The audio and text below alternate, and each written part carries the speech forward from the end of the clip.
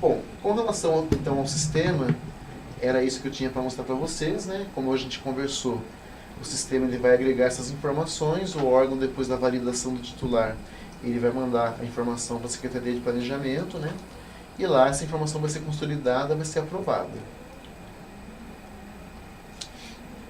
Uma vez acontecendo isso, a Subsecretaria de Planejamento e Orçamento vai mandar aqui para a Subsecretaria de Logística todas as informações que dizem respeito ao PCA, que a gente marcou naquelas telas anteriores que são referentes a PCA, e a gente vai publicar no nosso portal o PCA de 2022, assim que essa informação estiver aí estabelecida, estiver sendo encaminhada para a gente. E aí começa aquela história que a gente já conhece. Ah, eu preciso mudar o meu plano, como que eu faço? Bom, gente, infelizmente o sistema não vai dar conta de fazer as alterações do PCA no próprio sistema. Ele só vai ser utilizado para a construção do PCA. Para alterar o PCA, a gente vai ter uma metodologia que eu vou explicar agora, que é basicamente as planilhas. O replanejamento das contratações previstas no PCA, caso necessário, poderá ser realizado a partir do mês de outubro do exercício de sua elaboração até o encerramento do mês seguinte. Por que outubro, gente? Essa data ela foi definida pensando o seguinte: se eu tenho que fazer alguma alteração no meu PCA, só que essa alteração ela já tem que ser refletida a partir de janeiro do ano seguinte. O que vai acontecer então?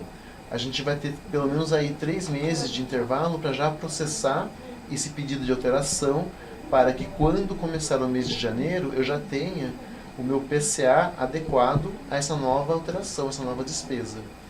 Então, em outubro deste ano eu já consigo começar a fazer as minhas modificações do PCA. E como já funciona hoje, né, vai até o encerramento do próximo exercício essas alterações.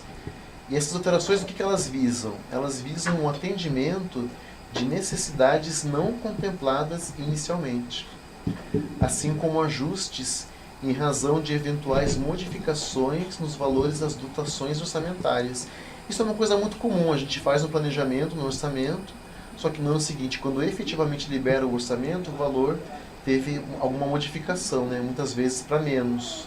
Então, se eu tenho menos orçamento, eu tenho menos possibilidade de aquisição. Então, eu tenho que rever o meu PCA para que ele continue alinhado ao meu orçamento. Então, essa questão de integração, ela sempre vai existir. Pode ser uma integração sistêmica ou não, mas sempre tem que estar integrado ao orçamento, o meu planejamento de compras, de contratações. A unidade compradora deverá promover a atualização do PCA sempre que houver modificação orçamentária que impacte o planejamento das contratações, em especial quando da liberação inicial do orçamento. Essa é uma questão que a gente acabou de falar, né?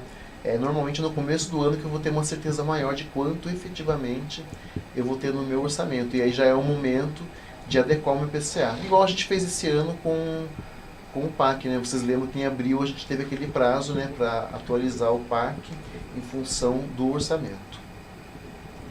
E como que vai funcionar isso? Parágrafo 2º.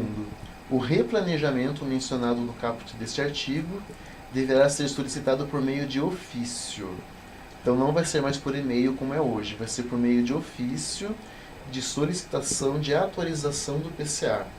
E esse ofício vai ser assinado pelo titular da unidade compradora à Subsecretaria de Logística, justificando a necessidade de modificação e acompanhado da nova versão da planilha do PCA a ser atualizada no portal de compras.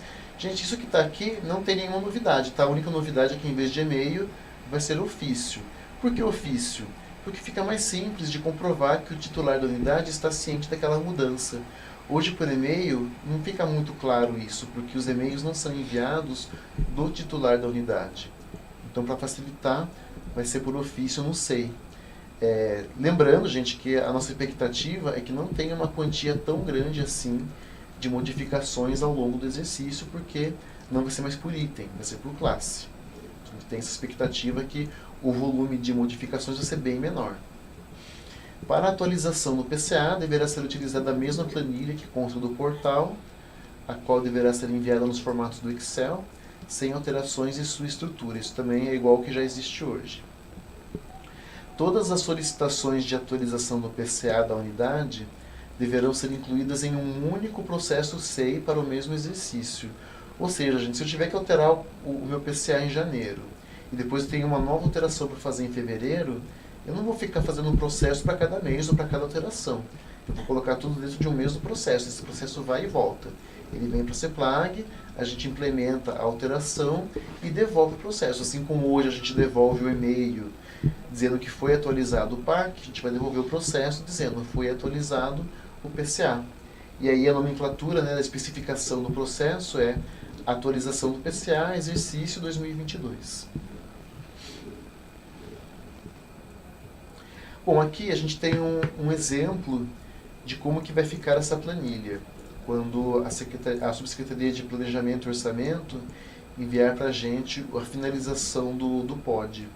A gente tem a unidade orçamentária, a gente tem a ação orçamentária, subelemento de despesa, o item unitário de despesa, que no nosso caso vai ser as classes, vão ser as classes, né? Tipo de despesa sempre vai ser ali contrato, plano setorial sempre vai ser o 1 ou 2, né, que é o PAC. Eu vou ter a fonte de recursos, eu vou ter aquela questão da pré-existência da despesa, se é um contrato novo ou um contrato em andamento, e eu vou ter o valor. Aí, gente, tem uma coisa, como, né, em todas as planilhas vai ser o mesmo tipo de despesa e o mesmo plano setorial, a gente pode eliminar essas duas colunas para ficar mais simples. Não vai ter necessidade de trabalhar com essas duas colunas. Então a planilha vai ficar mais resumida dessa forma. É uma planilha mais simples, mais objetiva do que a planilha que existe hoje. Então, inclusive, quem quiser já começar a trabalhar no planejamento das informações do PCA para 2022, mesmo antes de abrir o sistema, que a gente já falou que vai ser a partir do começo de julho, você já pode até utilizar essa planilha aqui como referência. Já pode começar a coletar as informações aí junto às áreas, mais ou menos nesse formato aí, porque a digitação vai ser em cima disso depois, dentro do CIPLAG. Já podem adiantar esse processo, então, já montem uma planilha nesse sentido, e aí em cima disso vocês vão trabalhar e vão lançar as informações posteriormente, mas com base no Excel anterior aí que vocês vão ter. E agora a gente vai colocar alguns exemplos para vocês entenderem esse preenchimento como que vai ser. Aqui tem um exemplo de um registro de uma aquisição. Então lá está a unidade orçamentária CEPLAG, a ação é a 2016, que dentro do orçamento é uma ação muito comum, porque é a ação de manutenção das atividades, né, administrativas. Eu vou ter o subelemento de despesa, que é da forma que vocês fazem hoje. Só que em vez de colocar cada um dos artigos, eu vou colocar a classe, artigos do escritório, ponto. Fonte de recursos, essa parte por enquanto, quem não tiver esse conhecimento pode deixar em branco, mas quem já souber já pode colocar, e não sabendo, depois a área de orçamento do órgão ela vai colocar essa informação. Aí vocês vão dizer se é uma despesa nova, ou se é uma despesa pré-existente, que é uma prorrogação contratual. Nesse caso aqui vai ser uma despesa nova de R$70 mil. Então eu terei R$70 mil para aquisição de artigos de escritório no meu próximo período. Agora aqui a gente tem um outro exemplo, que é o de serviço.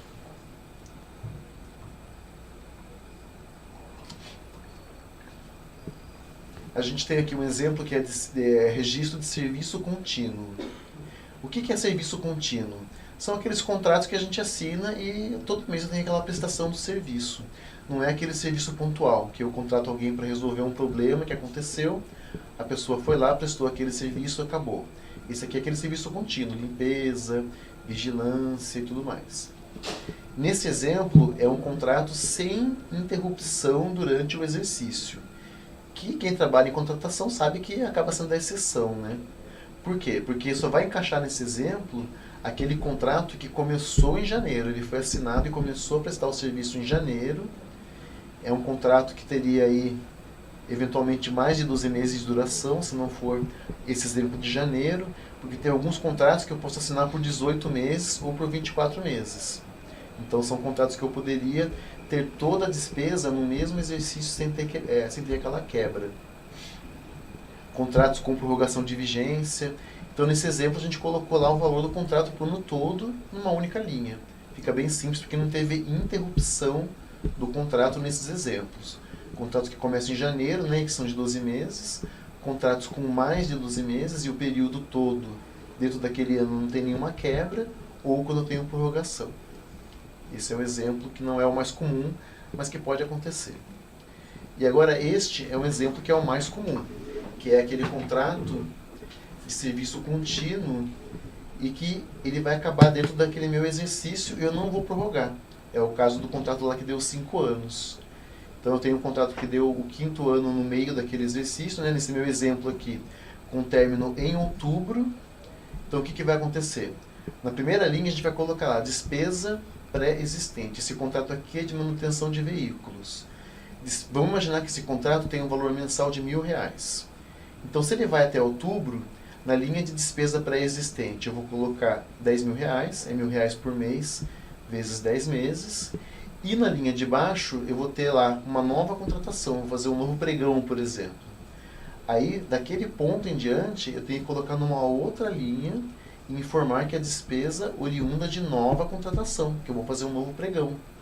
Então, os meses de novembro e dezembro, R$1.000 por mês, eu vou colocar na parte de baixo. É claro que pode ter, eventualmente, aí um novo valor. Se for 1.100, eu vou colocar lá 2.200. Aí é de acordo com cada realidade.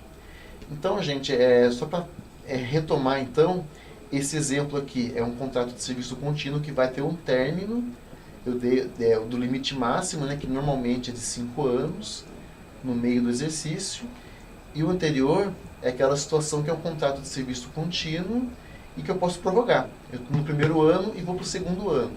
Eu não preciso separar em linhas diferentes porque a despesa ela já é pré-existente, já está assinada.